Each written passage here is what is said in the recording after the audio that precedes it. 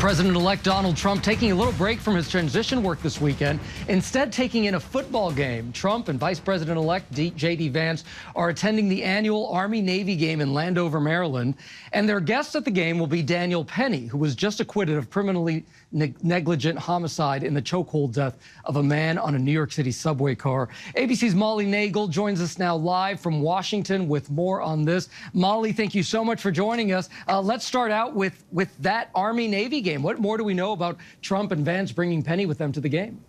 Yeah, we know that J.D. Vance said he extended this invitation to Penny on Twitter. He said that he wants Penny to have fun and to, quote, appreciate how much his fellow citizens appreciate his courage. Now, we know that Vance was quite outspoken about this case, saying that justice was served shortly after that acquittal was announced. But we also know that there are going to be other guests at this game. Mike Johnson, the Speaker of the House, is going to be there, as well as Pete Hegseth, Donald Trump's pick for Defense Secretary, and Florida Governor Ron DeSantis, who was floated as a possible replacement to Hegseth if his nomination were not to make it through the Senate. So I think a lot of eyes will be on the political players at the game as well as the football players.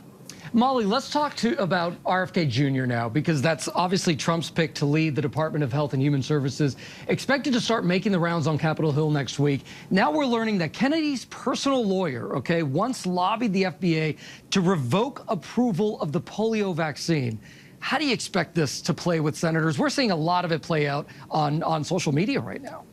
Yeah, and we're already seeing bipartisan pushback on this on Capitol Hill. We're seeing Senate Minority Leader Mitch McConnell come out with a pretty strongly worded statement. He himself is a survivor of polio, and he talked about how a life free of paralysis was only an option for him after the age of 2 through medicine and a mother's love. But for so many people after him, it was this vaccine that made that possible. And he issued a very stern warning. He said efforts to undermine public confidence in this are not only uninformed, they are dangerous. And he warned directly, anybody who is seeking the Senate's consent to serve in the upcoming administration would do well to steer clear of even the appearance of association with such efforts. So clearly a strong warning to RFK Jr. to take this into consideration as he tries to make his way through the Senate confirmation process. All right, we're going to switch gears to another topic that really lights up social media, Molly, and that is daylight saving time.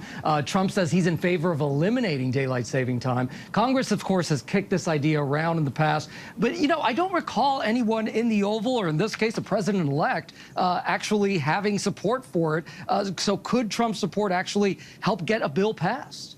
Well, yeah, we have seen this effort undertaken on Capitol Hill a number of times. It hasn't quite made it all the way through. So it is possible that Donald Trump, could use his power of the Oval Office to finally get this through. We also know that there is some medical evidence that not switching back and forth between this could be beneficial to folks. So I think this is one we're going to keep an eye on. I think a lot of people might be in favor of this.